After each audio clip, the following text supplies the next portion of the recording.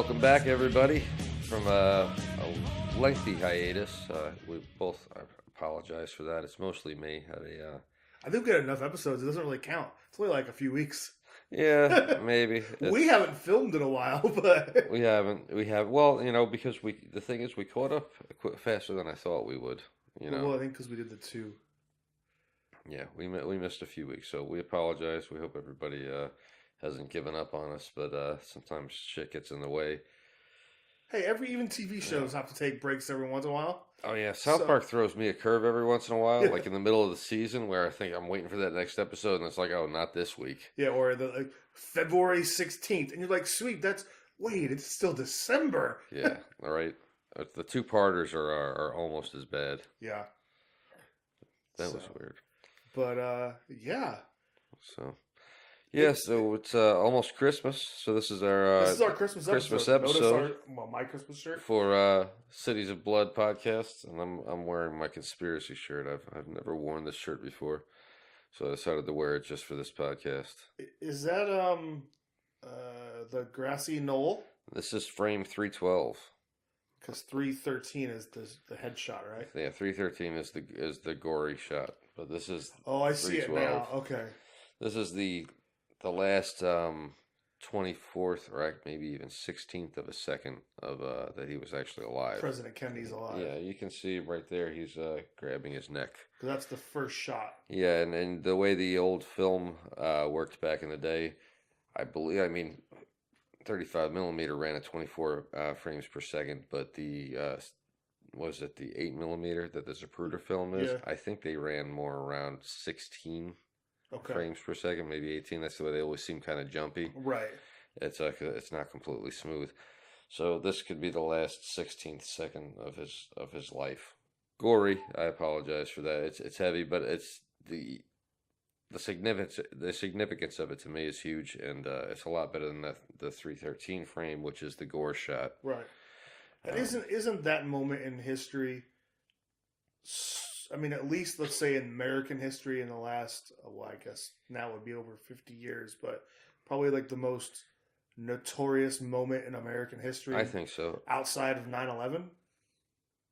I think it's more than 9/11. Really? Not that 9/11 wasn't a terrible tragedy, and I really apologize to anybody who lost a family member in that. I was on the East. Well, I was out here. My family's on the East Coast, but we're not far from it. Anyways, what I mean by that is that 9/11 I throw into the Pearl Harbor category. Okay. Of things. It was an attack. It was an attack on our homeland. It wasn't regicide. Okay. Regicide is a king killer. Right. And that day a king died. Okay. On the world stage anyway. And every whether people want to call him a president or not, the president of the United States, in many ways, is a king, and so that's what I mean by that. And to have somebody who come out of nowhere, somebody who was supposedly insignificant, who knew nothing, just a loser really, who was disgruntled with the world, and for him to get a pot shot off from the book depository building and all that, it just seems ridiculous to me to this day. I'm sorry. I've seen probably every theory out there on it, and I still think it's bullshit. There was definitely a conspiracy, and I don't know. See, we're right back on track where we left off, folks. Yeah, we're going back into the Phil's conspiracy hour. Well, there's so many possibilities to go with that one. We didn't intentionally go this direction with this episode, but now that we're on a topic, you have to. Have you heard the one about the? This reminds me of Caesar. Caesar was killed by his own guard, the Praetorian Guard, right? Well, one of the best theories that I've seen, period, is there's a picture, another one that I have of the follow car. The follow car was a '56 Cadillac convertible, right? Right. That was behind the Lincoln. Yeah. If you see the frames right after he was shot, that follow car, there's a guy in the back seat of it holding an AR-15. Now, AR-15 had a fragmenting round. Right. The Mannlicher Carcano rifle round that Lee Harvey Oswald used was not a fragmenting round. Uh-huh. So if you see the way he's shot and the way he reacts, more importantly, how the round, the so-called, was it the miracle? What The the hell? miracle round or something What like the that, hell is the name of or the that? magic bullet. The magic bullet. That supposedly, because the jump seats are actually inside, they're further in. They, Yeah, yeah. he was in. Not, it wasn't your average Lincoln convertible, folks. They made a presidential model, if you can believe it or not, that was a bigger car, and it had jump seats between the very rear seat and the front seat. It was technically a limo convertible. Right. Even more so than the stock ones. I know what you're saying. They both have suicide doors. They're all four doors, but believe me, the president's one was longer. And so they had these jump seats that weren't exactly lined up. They weren't full seats. They were little seats that folded out and you could get out of the way. And so they were kind of inboard a little bit. And so the way they traced that round is that it actually did go through Kennedy and then through was it Senator Warren or I can't believe I'm forgetting his name right now. But anyways, it went into the guy in front of Kennedy.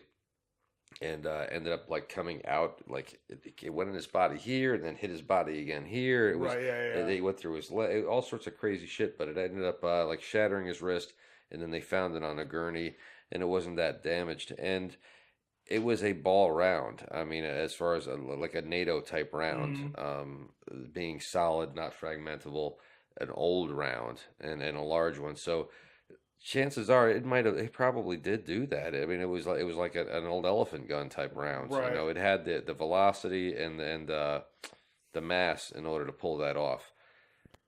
It should not have. If the same bullet that hit Kennedy in the head was the same as the first round, it should not have made his head explode like that. Right. It was, it technically could have went right through his head and killed the guy in front of him. Right. But the without the mass explosion. Exactly.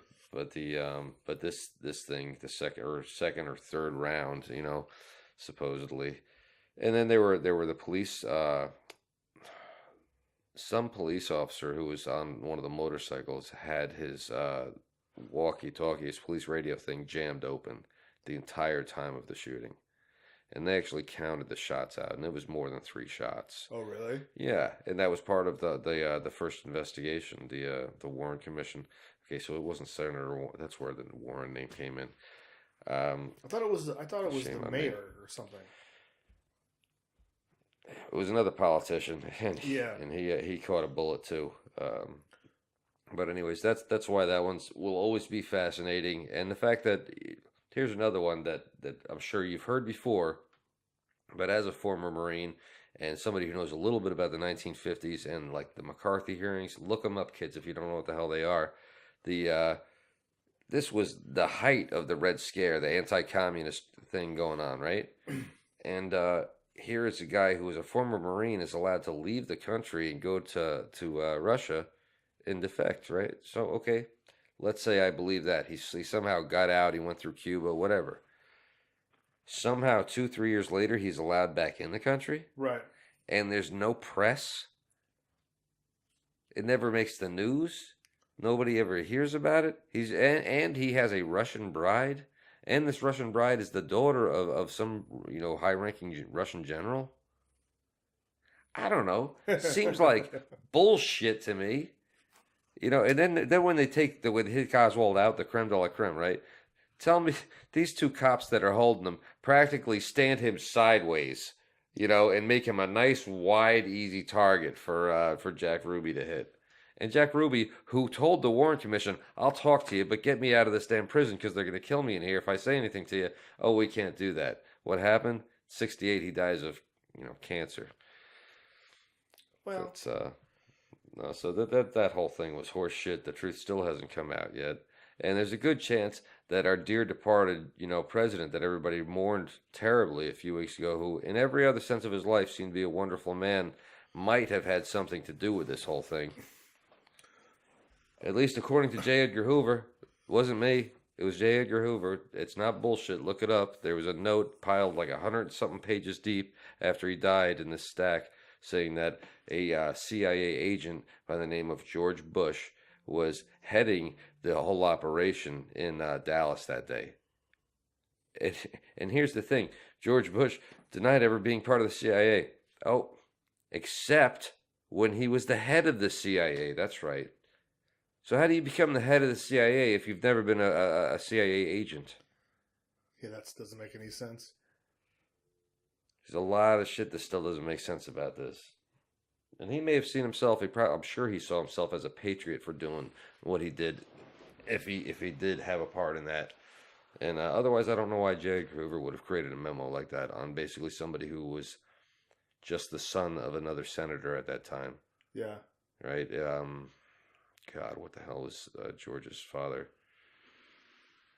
I can't think of his father's name right now. Don't even. I knew it. It's in the back of my head somewhere. I knew that. I didn't know that. It's not George. No, I didn't know that there was another Bush that was in politics. Yeah. Yeah, George Bush's father was a senator, and he was the mentor of Richard Nixon. Because he was George. He was also one of the Skull and Bones members. He's HW, right? The old man. The first, 44, right? Yeah, or is he 45? 44? No, he's 43, isn't he? God, what the hell was Reagan? 42. Yeah, he was 42.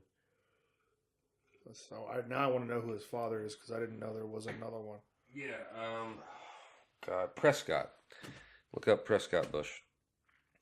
Prescott Bush was a very powerful man, wealthy man. Not only a senator, but involved in a Nazi bank that was operating here in the United States and was closed down. Or I shouldn't say closed down. They seized their assets during the war. Of course, they protested. Things ended up getting resolved, but they were funding the Nazi war machine. What did you say, Prescott Bush? Prescott Bush. Yeah, that's craziness. Check them out. No, there are a few great documentaries out there on this kind of thing, and so if you're interested in it, look it up. On the positive side, he was a great family man, very well spoken, never really slandered other people. Oh, but on the downside, oh man, that was during the Gulf War. You remember the Kurds? The thing with the Kurds? Yeah. George Bush encouraged the Kurds to rise up against Saddam Hussein, and they did. And then he didn't back them up, and because he wanted to get out of this war as quickly as possible, because his public opinion poll was in the crapper, right. And he was losing the election to Clinton, and so he was in a rush to get out of that shit, and he just backed out and left the Kurds out there. And what did Saddam do? He gassed them.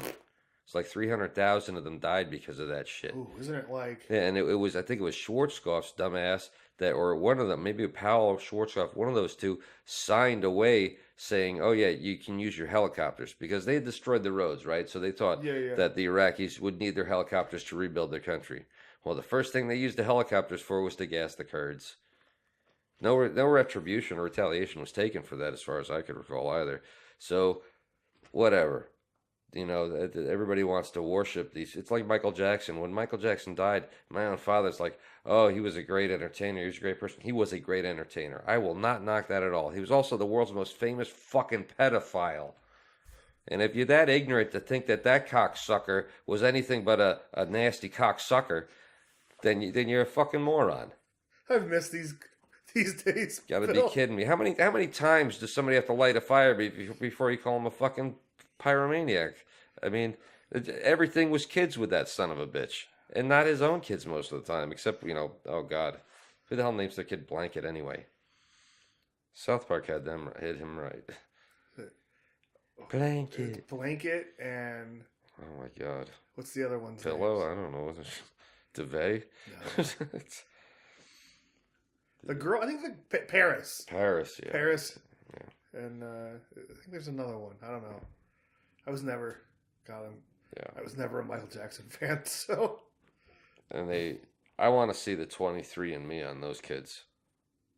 It's 23andMe. Oh, the the genealogy. The genealogy. Yeah, I want to see, because I grew up, watching Michael transform himself, right?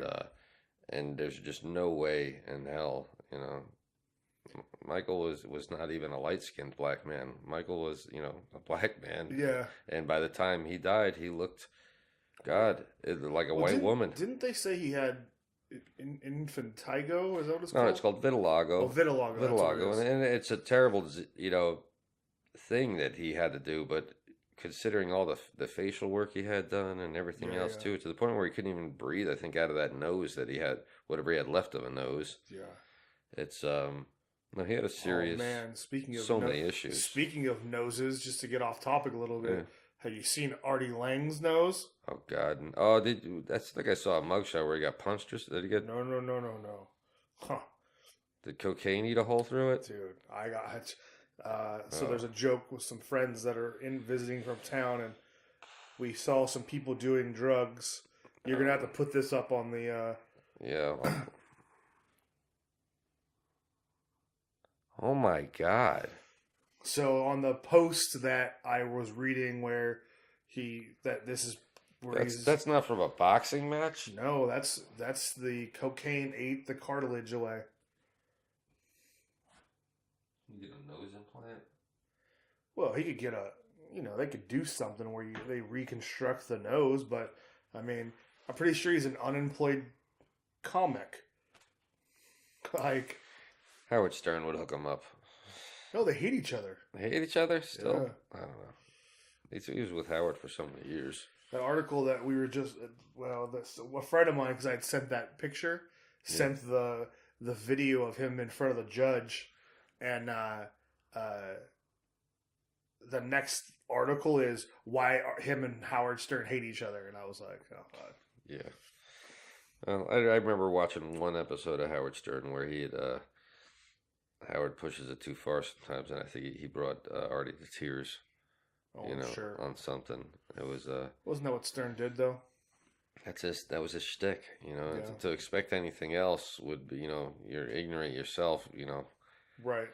He doesn't pull many there's no ground that's off limits. In fact, to the cost of his own, relationships and shit. Well, I mean, I think too is when you're given carte blanche by CBS at the time, CBS Radio, to do whatever you can for ratings. Yeah. And then when Sirius or whatever. No, even before that, then it was they put cameras in and he was on the E network. Oh yeah. And it was true. Do whatever you can for ratings. Yeah, I remember that's when I think I saw the Artie thing. Yeah. They were on E for probably before, up until he went to Sirius, whatever, 15 or 18 years ago. So, I mean, I was never a Stern guy. Like, I would watch the show from time to time if he had somebody on, but I was never a Stern fan. Well, I grew up in New Jersey. Well, yeah, you grew up there. And so it was, first, when I was a little kid in the early 80s, we listened to Don Imus. Right. And Imus in the Morning type thing. And as a little kid, I thought he was hilarious, but then I think by like 8th grade, maybe 9th grade, I had started listening to or my father had started listening to Howard Stern. Therefore, I started listening to it. No, it might have been before that. Now I think of it. It was before the Howard Stern first TV special. And if anybody ever recalls that, I don't know if it's on YouTube or whatever, but his first TV special was a fucking mess.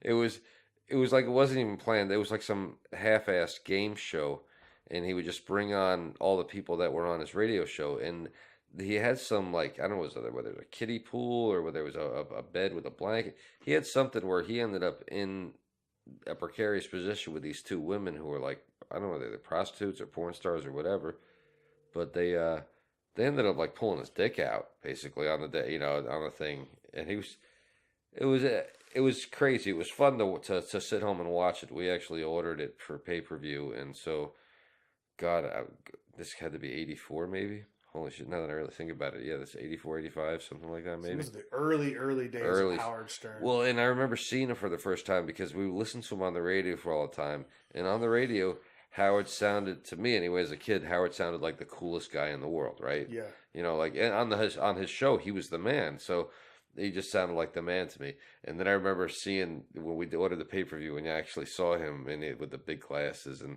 back then, I think he was rocking a mustache or something. He did have a mustache for a while. And he just looked like Joey Ramone to me, or one of the Ramones.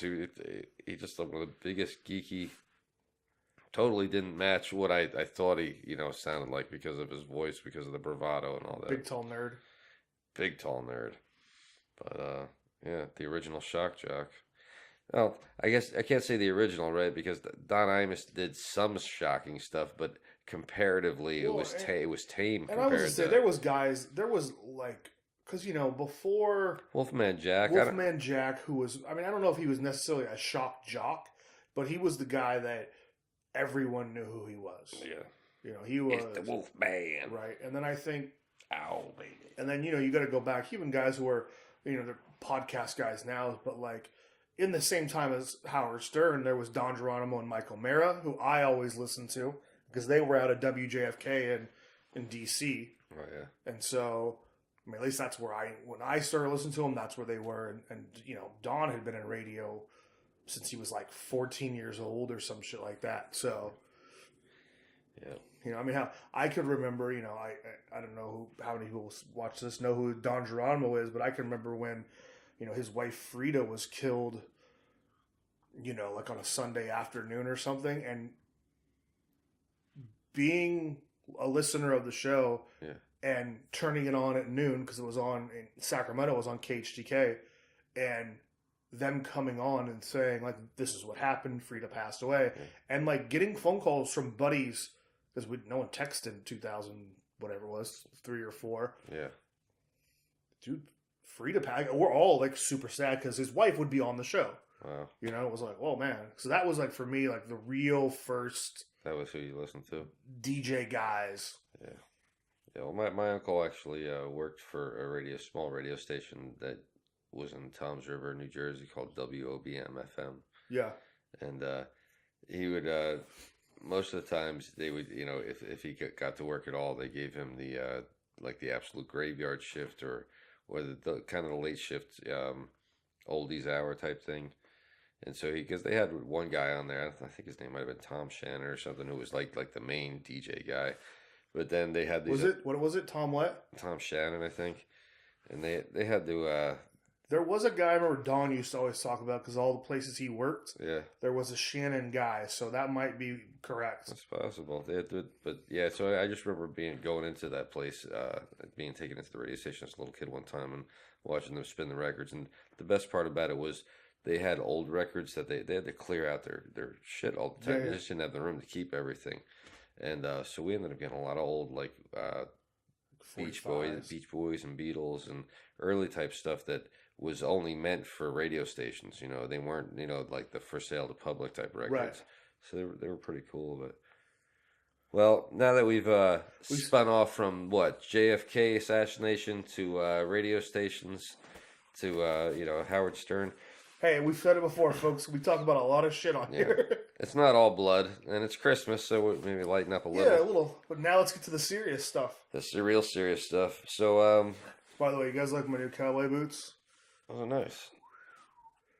Two-tone brown and tan. Where'd you get those? Hanley's in Folsom. Nice. It's the only place I've ever bought a pair of cowboy boots. Very nice. Cool. They've been around for like 80 years. Awesome. Yep. Shout out to Hanley's in Folsom. Exactly. Tonight we were going to talk about the subject we were going to talk about 25 minutes ago. 25 minutes ago, and I'm glad you waited for it because it's worth it. Yeah. It's a man who professes to be possibly the most prolific serial killer in United States history. And that's saying a lot because there's a lot of people that are laying claim to that title. This guy's name is Little. What's his first name? Samuel Little. Samuel Little. Yeah, he initially was charged. Well, the reason he's doing a life sentence right now was 3 murders of women in Los Angeles I believe it was from 87 to 89. Okay. And they basically connected him through DNA, going back through old episodes we've talked about where DNA will get you convicted. And then since he's been convicted, it has basically it's somewhere around what do we say? It was about 90 murders now that they're basically trying to connect him with, or he's confessed to 90. to I just He said he was drawing pictures too. Yeah. So what in part of that what that story is that in Odessa, Texas, they figured out he did kill someone there through the DNA. Yeah. And when the Texas Rangers and the VICAP investigators for the FBI said that he would draw a picture of the woman he killed, tell them details of the vehicle he was driving, and where he did his crimes, and in full detail. Now, we got to back this up just a little bit. We're talking about a 78-year-old man. Yes. And he's got a memory sharp as a tack, apparently, that he can recall all these things. And he was a drifter, because although you mentioned the 3 California crimes, which is why he's in prison right now, he's linked to 90 crimes across the country, from Florida to Louisiana to Las Vegas, Florida. I said Florida. It's this guy's a cross country killer. He was, he fancied himself a prize fighter, even though I think he only just fought in prison. Okay. But he had technique. He then also was like a journeyman carpenter. They said he did construction, basically. They didn't really say he did one specific thing. I'm gonna throw a picture up of this guy. This guy is a real sinister looking dude. And I think that was the first thing that you and I said to each other was he had alligator crocodile eyes. Yeah. They're just black. They're just reptilian. There's something. Yeah. Yeah. He's just looking at you like So prey. I'm trying to find where the ranger said his comment about. You don't often see evil in your career, but when you look into his eyes, you see pure evil. Yeah. This guy, I've seen some killers that don't really look that impressive. I never thought Dahmer looked like an imposing person, but this guy's frightening looking, and he's a 78-year-old man, and he's frightening looking. So I can imagine in his youth, he must have been a real imposing figure. And apparently I gotta stop saying. So it says he remembers where he was and what car he was driving. He draws pictures of many of the women that he killed. Of what car he was driving? Yes. So he did have a car. So this drifter thing, we were trying to figure out whether he was like a hobo or whether he had his own car and went state to state. All right, so we're back after a brief intermission. So they don't need to know. We're in the same spot. We were talking about we're still talking about Little, right? Our buddy Little over here. Yeah. Who this guy? I mean, he is. I mean, we're kind of talking about how he was scary. Terrifying looking guy, but also that he was a boxer and professed to be a prize fighter, but we don't really. Like I said, I think he fought in prison. Yeah. But I mean, that means he had the skill, because they're saying that. But he wasn't a contender. He couldn't have been somebody. No. But I mean, the thing is, it doesn't say what I don't. Maybe on the Wikipedia it says like his height and his weight, because he looks like a big man. He does look like a tall guy. You only see from here up, so it's kind of hard to tell. He could be 5'6", who knows? So he follows a classic profile of a lot of the killers we were talking about, and that is one, he's a lady killer.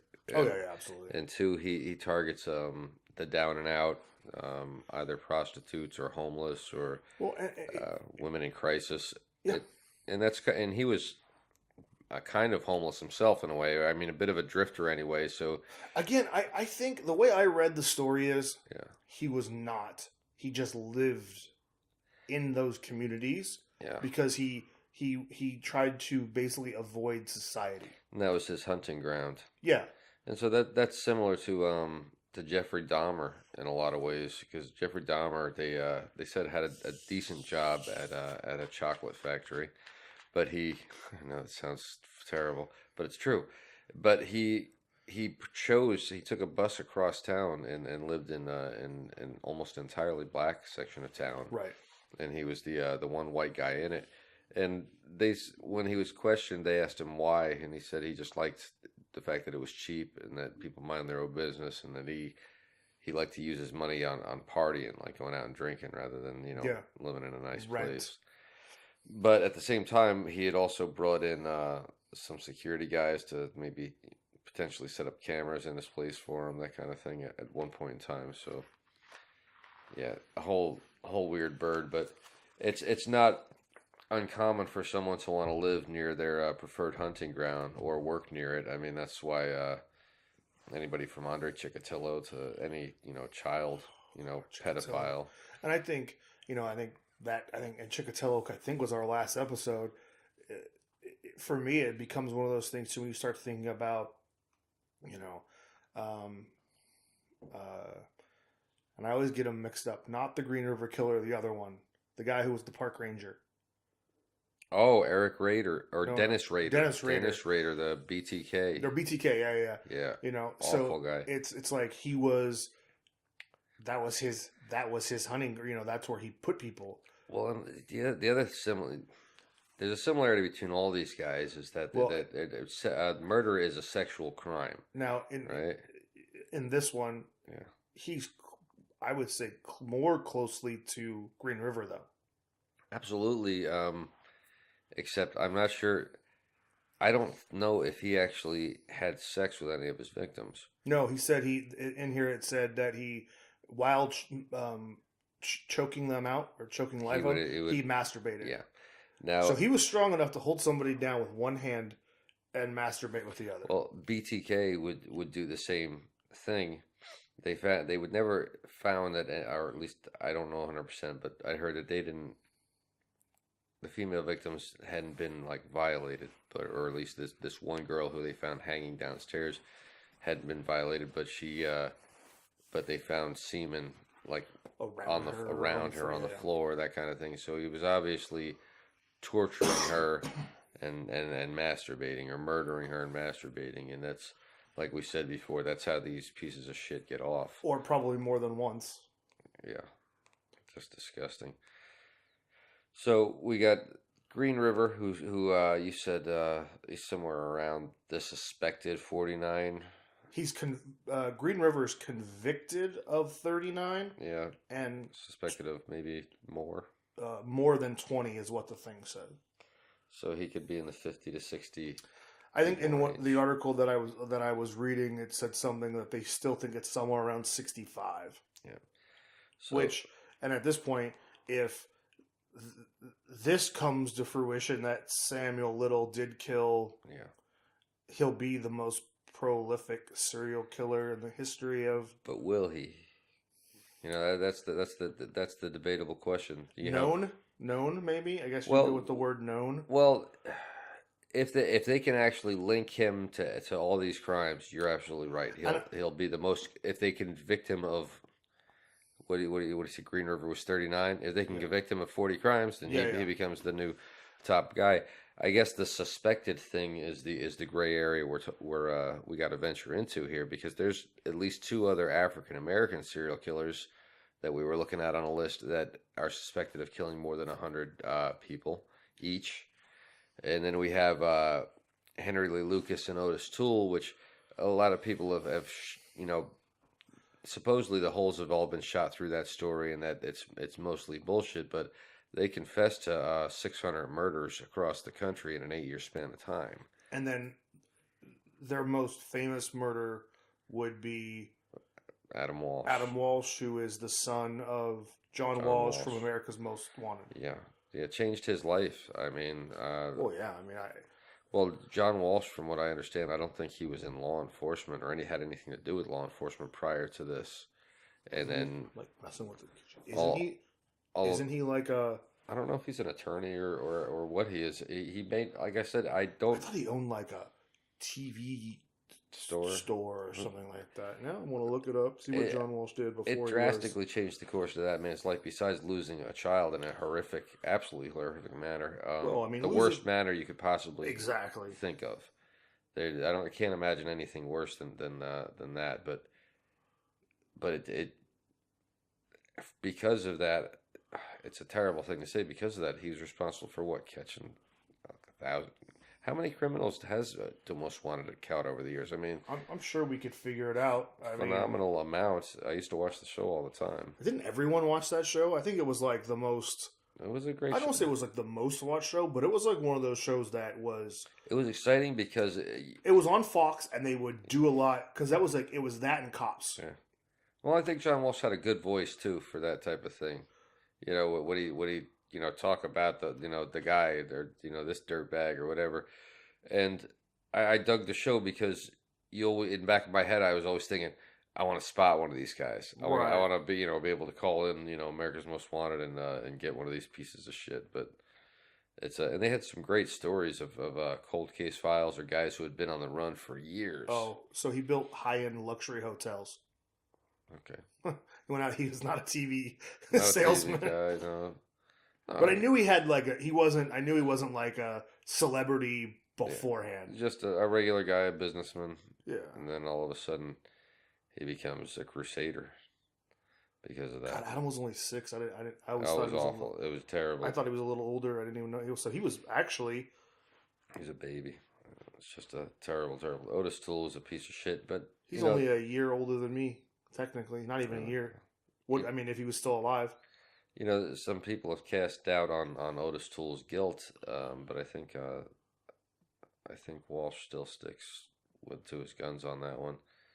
And I don't. And here's the thing though, it didn't. Isn't there something where, and I could be wrong, and I may be thinking of a different criminal that John Walsh, was like, I have with technology, I have proof it's him, and it was like they did.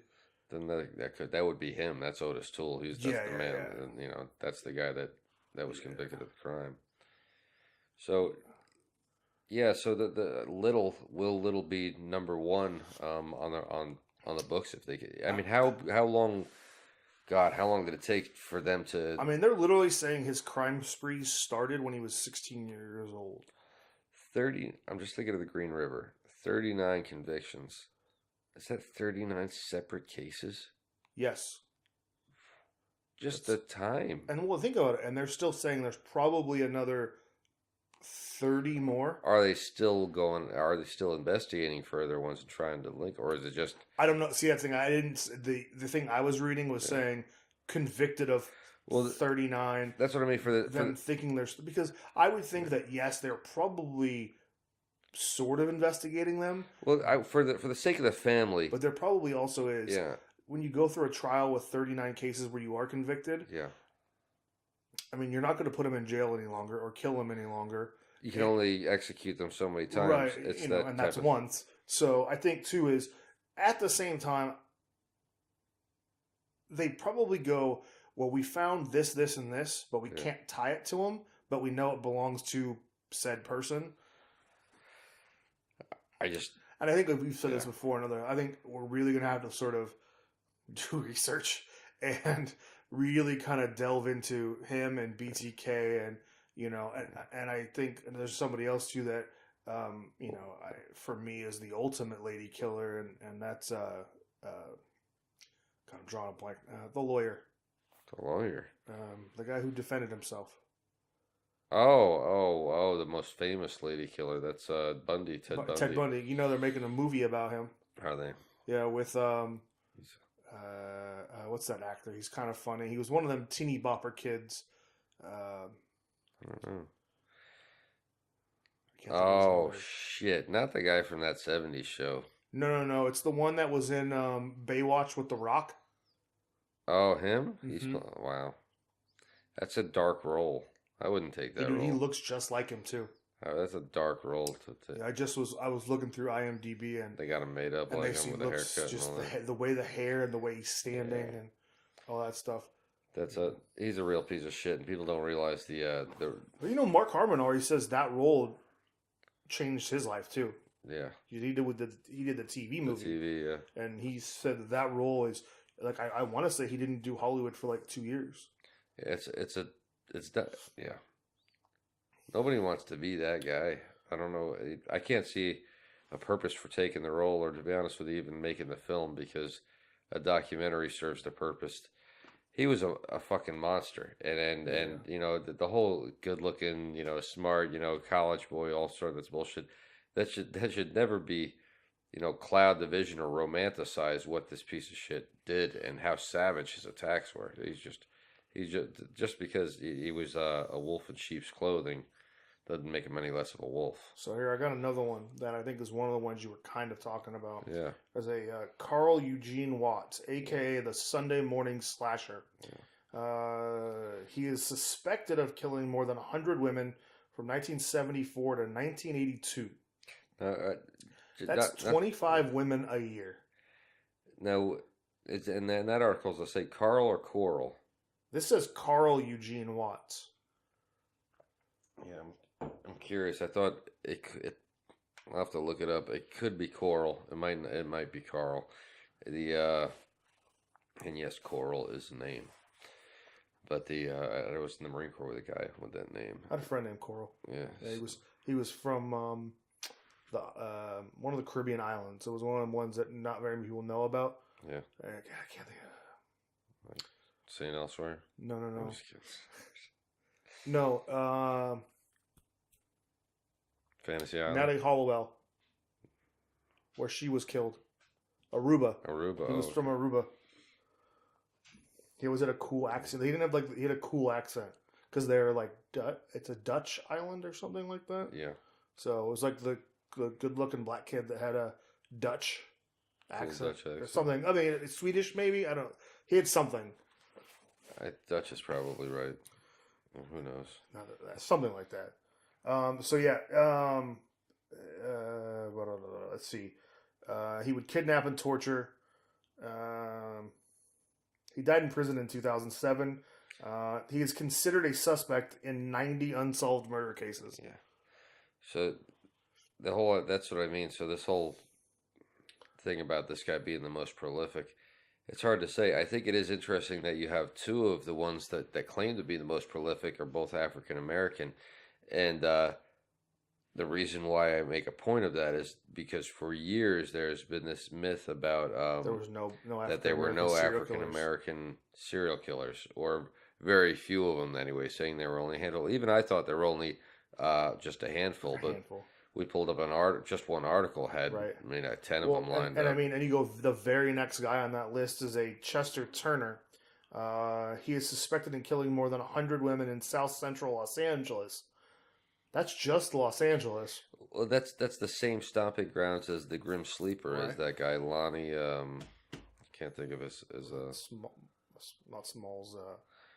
We'll have to look him up. But he's in a couple episodes back. Yeah, we talked about him. We spoke about him before. He was convicted of a dozen Southside slayings or Slayer murders that happened between 87 and 98. He was imprisoned on rape charges. DNA was connected to many of the LA killings. Turner has been sentenced to die many times over. He is currently on death row. So he's at San Quentin on death row. But, I mean, they're still saying that, there's still 100 open murder cases that he could have possibly done. And that's, you're talking about from 1987 to 1998, they're thinking he killed 100 women. That's 11 years. That's almost 10 women a year. That's one every 5 weeks. That's incredible. It's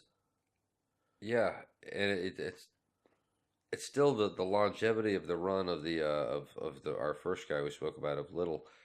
He's fascinating because if like it says, since the 1950s.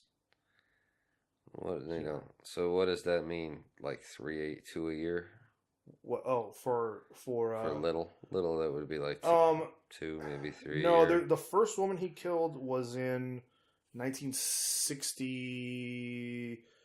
Oh, sorry, I got out of the article. I want to say it was. Well, let's say it was 1973. That would still be 45 years ago. So if you doubled that and did 2 a year, you'd be at 90, right? Yeah. So that I'm just saying is he wasn't to the point where he was doing one a month or even one a week. His was like a twice a year type thing, right? And it just makes you wonder, why twice a year? Are you the fucking wolf man or something? It's just like, I can only hold back this urge for 6 months at a time. Did he not get the urge when he was? Did he have girlfriends like is it BTK or the Green River Killer, who supposedly he actually was tried and not found guilty in Florida and Mississippi before 1970. So now, another really disgusting thing about this thing is the fact that most of the murders were uninvestigated up until DNA started to link some of these things. So now if you take so they've already, besides the 3 women that they know about and the one in Odessa, Texas, they've already got 34 cases solved. Solved. That's solved. That he's admitted to, and they have enough proof to call them solved. He's not far from Green River. So now, he's at 39. Is he at 39? Well, because that 34 plus Odessa is 35. Oh, so he's at 38. Sorry. I'm supposed to be good. And then, so now you're still looking at, there's still 42 that they think he could be, that they are still trying to, but they're saying the one thing is that some of the crimes that he is admitting to, that they're saying he knows way too much, but there was never evidence collected. Mm-hmm. There wasn't. But back to the point I was making earlier, there's nobody, because of the women that he killed were prostitutes or were homeless, or they didn't investigate. The FBI admits to not admit and this is the same shit that goes back to who's the Oak Park killer here that's in my book. Another African. That guy. Another African. I can't think what his name is. Another African American killer here that targeted prostitutes, and that the police where's your novel just at? Didn't think could possibly have done it. He was they just didn't put 2 and 2 together. So much so that he committed 2 or 3 other murders in the 1 year that they were investigating him. Right. Even though he's the one who called about the first thing, the first murder.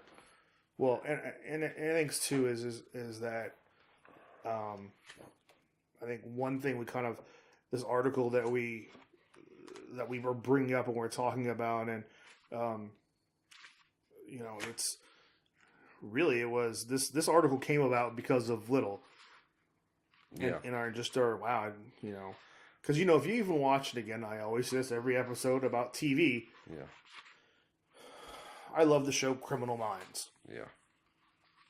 They always make it seem like on that show there are no black serial killers. And I'm like, I'm looking at a list. Yeah. I've seen over the years that had been the predominant theory. I had only ever heard of 3 maybe, including one that wasn't a murderer but a serial rapist. But like you said, but then there are a lot of other. If you think about it, it's like, well, if somebody is let's say a gangbanger and he's killed more than 2 or 3 people, right, over a period of time, doesn't that technically make him a serial killer? Well, I always thought if you killed 3 people, period, you were a serial killer. Now, if he's not, ejaculating while he's killing, it puts him into a different category of killer, but he's not a sexual deviant. Yeah. Because that's a whole nother charge. But that's the way a lot of these guys. Now, Morris Solomon Jr. is the guy I was talking about. What's interesting about Morris is that Morris did have sex with the prostitutes that he killed. Morris was not a complete sexual deviant in the fact that he had sex with some prostitutes that he didn't kill. Right, and then he paid them 2 days later. Paid him 2 days later, and they thought he was a great guy. Yeah, that's the thing that makes me think, like, man, do you guys even know how close to death you were? Because you had sex with a guy who killed somebody you probably know. For anybody who hasn't seen it was one of the first episodes that we ever did. We spoke about Morris Solomon Jr. I think it was the first episode. This is a serial killer that was active during the 1970s and 80s, but mostly in the 80s. It was the 80s. It was the 80s, but he had a history in the 70s. Yeah, in the 70s there was I guess in the 80s was Sacramento. Yeah, during the summer of 1986 in Sacramento's Oak Park neighborhood, murdered prostitutes were being discovered in numerous boarded-up houses. On June 18th, 1986, the first body was found by a man who falsely identified himself to the police as Carl Patia. However, after Patia was fingerprinted, it was discovered that his real name was Morris Solomon Jr. He called on himself. He gave a false name, and yet still it was literally a year later that they finally arrested him and press charges against him, in which time he had committed at least 2, maybe 3 other murders. Right. So that's another, goes back to the point of, if you're a prostitute, your life doesn't matter and the police will not investigate your murder. And it seems to be, still be true. Now, not to dogpile on the police, especially this time of year. My brother is a police officer and a good one. But here in Sacramento, anyway, is the sheriff's department. The sheriff's department is going to go under an investigation by, I don't know if it's technically the state's attorney general, but you can look it up. I know Channel 3, our local KCRA, reported it about a week ago. Basically, they had a town hall meeting calling for an investigation. I did see that of the Sacramento County Sheriff's Department, and it's a known fact. You know, for years, the Sacramento County Sheriff's Department has been investigated by the FBI, the Attorney General. It's nothing that I'm making up. Look it up. Now, what is in particular? Do they know any of the charges that they're being investigated? You know, honestly, I just know I saw the news article like come through the timeline. I'm not going to dogpile on them then, because I know it was not that long ago that they lost a few officers in the line of duty. And look, this is the thing. I say this all the time. Yeah, it's a tough job. Law enforcement has great people who work in it. Yeah. But it's the one person in law enforcement that ruins it for the rest of them. It is. And sometimes it's 2 people in a department. Well, and there can be a culture of bad behavior. You know, and to go to that, like I was just told over the weekend about CHP, that they found this long history of him having sex with underage girls. And, there's been a few cops that have been busted this type of thing. Wasn't that? And I don't even think that was reported. I was told by an officer that. There was just a police officer, half Japanese, half white officer that was convicted for doing the same type of thing with some African American women, and I think he just got life.